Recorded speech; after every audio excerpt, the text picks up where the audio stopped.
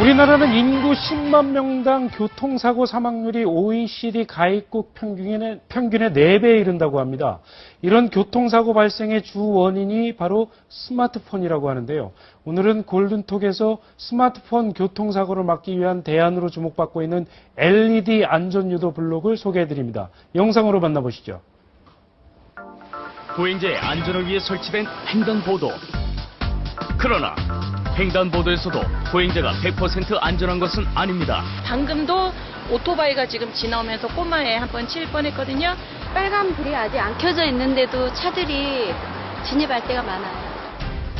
특히 횡단보도에서 보행자 교통사고는 해질 무렵부터 밤사이에 가장 높게 발생한다는데요. 교통사고 사망자 중 보행자 사망자 수가 무려 40%에 달하고 있습니다. OECD 34개국 중 보행자 사고율 2위인 대한민국. 보행자의 교통안전을 위한 보도위의 안전설, LED 스마트 안전 블록을 취재했습니다. 수많은 사람들이 이용하는 횡단보도. 그런데 순간적인 부주의로 자칫 교통사고 위험에 노출될 수도 있다는 걸 시민들은 알고 있을까요? 날이 흐리거나 비가 올 때, 그럴 때 이제 노인들한테 좀 그런 것이 안 좋을 때도 있죠. 꺾어지는 부분에서 갑자기 차들이 튀어나온다던가 신호가 바뀌었을 때 노란불일 때는 멈춰서야 되는데 그냥 지나가는 차들이 있어서 애기 데리고 갔을 때 좀 깜짝깜짝 놀라는 부분들이 좀 있더라고요. 모퉁이에서 우회전한 대형 버스가 보도 경기를 스치듯 지나갑니다. 그런데 보행자들은 차도와 보도 경기에 바짝 붙어선 채 물러서지 않습니다. 보행자들에게 파란불이 켜졌는데 운전자도 정지하지 않습니다. 우리나라 보행자 사망률이 높은 대표적인 원인 중 하나인 운전자 배려 부족. 또 하나의 대표적인 사고 원인은 바로 보행자의 무단 횡단입니다. 연간 397명의 보행자가 무단 횡단으로 사망하고 있는데요. 현재 우리나라 보행 중 사망률이 40%에 육박합니다. OECD 국가 간의 자동차 만 대당 사망자 수가 몇 명이냐, 인구 10만 명당 사망자 수가 몇 명이냐를 갖고 따지는데 자동차 만 대당 사망자 수는 OECD 국가 중에 꼴찌에서 두 번째고요. 또 인구 10만 명당 사망률은 또 최고 꼴찌를 보일 정도로 교통사고가 아주 심각합니다. OECD 국가 10만 명당 보행자 사망자 수는 평균 1.2명. 그러나 우리나라는 3배 이상인 3.9명. 특히 낮보다 시야가 좁아지는 밤에 높은 사고율을 보이는데요. 시민들은 이런 상황에 대해 어떻게 생각할까요?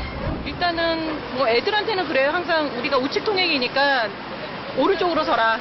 횡단번호도 오른쪽으로 서라는 얘기랑 그다음에 불이 바뀌어도 마음속으로 1, 2, 3을 세고 건너라. 뭐 이렇게 얘기를 하는데 신호등에서 뭐 음성이 좀 크게 나온다던가 이러는 부분이 있으면 좀 신경을 더 쓰지 않을까 사람들이 그 생각이 좀 드네요. 최근 이렇게 횡단보도를 건너는 보행자들을 위한 안전대책의 필요성이 대두되면서 그 대안으로 꼽히는 것이 있습니다. 일반 보행자는 물론 노인과 아동 등 교통약자까지 보호할 수 있도록 고안한 안전보안 시설물입니다. 지금 저희 LED 안전 유도 블록을 설치하고 있습니다. 이게 뭔데요? 사람들이 횡단보도를 보행할 때 좀 더 안전하게 보행을 할 수 있도록 하는 그런 제품입니다. 보도블록에 LED 점등 기능을 추가해 보행자의 신호 인식력을 높여준다는 LED 스마트 안전블록. 단연간 보행자 안전을 위해 연구 개발해왔다는 한 업체를 찾았습니다. 초등학교 교직생활 28년 했어요. 아이들 교통지도, 등하교 지도할 때 그 횡단보도 너무 위험하고 또 거기에 대해서 안전대책이 너무 부족하고 또 아이들 사고 현장을 보고 뭔가 내 아이들이 교통약자들이 안전하게 건너야 되겠다는 그런 생각에서 제가 오랫동안 연구 개발해 왔습니다. 2006년부터 일반 보행자는 물론 교통약자인 어린이와 노인, 장애인을 위해 연구 개발한 특허만 10여 개. 마산을 시작으로 경주, 제천, 서울 등 현재 전국 20여 곳에 LED 스마트 안전 블록을 설치했다고 합니다. 지금 LED 점자 블록에 발광을 위한 도광판을 지금 삽입하고 있습니다. 공공재적 성격을 띠는 만큼 철저한 생산 관리는 필수. 3중 방수 처리로 안전성을 더하고 저전압, 저전류 사용으로 감전사고 위험률을 없앴습니다. 뿐만 아니라 LED 소량 사용으로 낮은 전력을 사용해 경제성까지 갖췄는데요. 혹시 모를 안전사고를 위해 마지막으로 거치는 단계가 있습니다. 제품이 이제 나가기 전에 마지막 점검 단계로 방수 테스트 이제 하고 있습니다. 블록도 블록이지만은 요 연결 커넥터까지 같이 방수가 돼야 되기 때문에 같이 이제 물에 담가가지고 마지막으로 지금 테스트하고 있는 중입니다. 여러 차례 방수 실험을 거쳐 안전성을 인정받은 블록만이 도로에 설치될 수 있는 자격이 생깁니다.